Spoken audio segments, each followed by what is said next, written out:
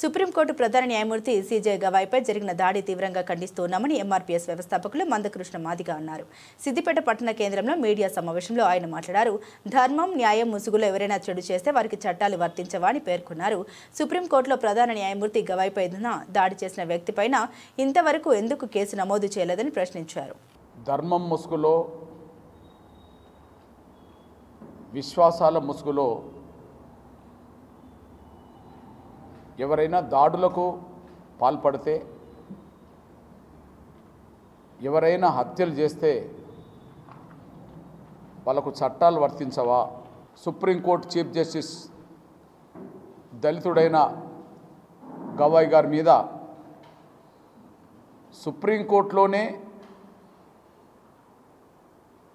Boot విసిరి దాడి చేస్తే, ఆ దాడి చేసిన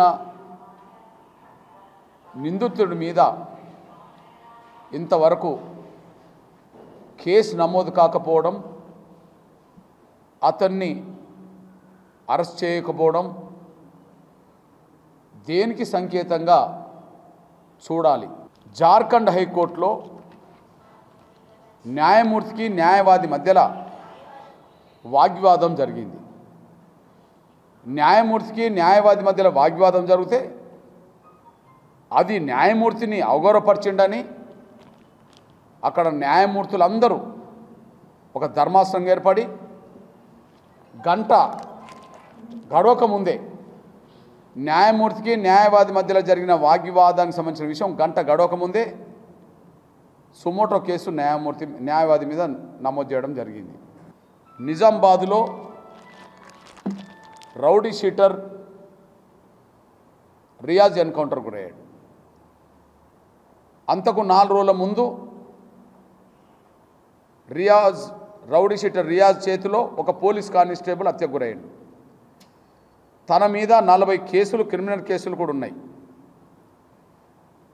తన మీద రౌడీ షీటర్ కూడా ఉంది. ఆ రౌడీ షీటర్ మీద 40 కేసులు ఉంటాయి.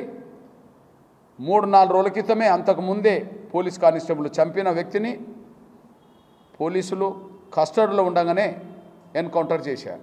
అంటే ఒక రౌడీ షీటర్ ఎన్కౌంటర్ అయినా మానవ హక్కుల కమిషన్ స్పందించి సుమోటో కేసు తీసుకున్నది.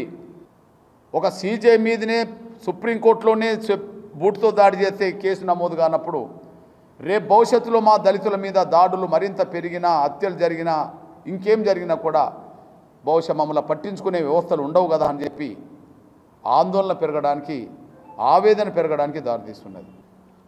ఖచ్చితంగా మేము చెప్తున్నాం, విజ్ఞప్తి చేస్తున్నాం.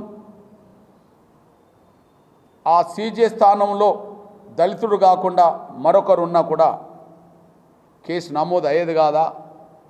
చట్టాలు తమ పని చేసుకుంటూ పోయేది కాదా? కేవలం సీజే దళితుడు కాబట్టికనే ఆయన మీద దాడి జరిగినా పట్టించుకోవట్లేదు. ఎందుకంటే సీజే గారు దళితుడు కావడం జీర్ణించుకోలేని వ్యవస్థలో ఇప్పుడు కనిపిస్తున్నాం.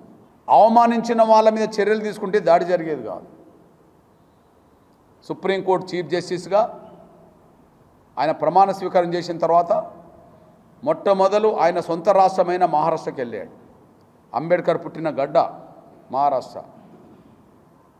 ముంబై నగరానికి వెళ్ళాడు, రాజధాని, మహారాష్ట్ర రాజధాని.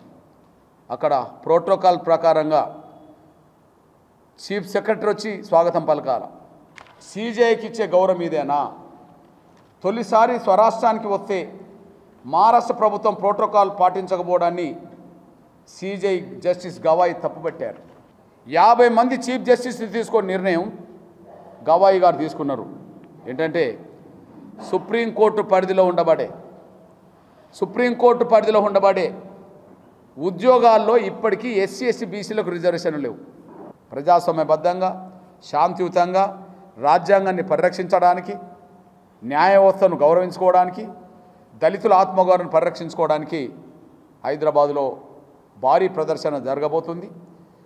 దేశం హైదరాబాద్ వైపే చూసే విధంగా, ప్రపంచం హైదరాబాద్ వైపు చూసే విధంగా దళితుల ఆత్మగౌరవ ప్రదర్శన జరగబోతుంది. విశ్వాసాల కంటే, నమ్మకాల కంటే, ధర్మాల కంటే రాజ్యాంగమే ప్రామాణికమని చెప్పి భావించుకునే ప్రతి ఒక్కరు కూడా హైదరాబాద్లో జరగబోయే ప్రదర్శనలో పాల్గొనాలని చెప్పి నేను విజ్ఞప్తి చేస్తున్నా. పిలుపునిస్తున్నాం.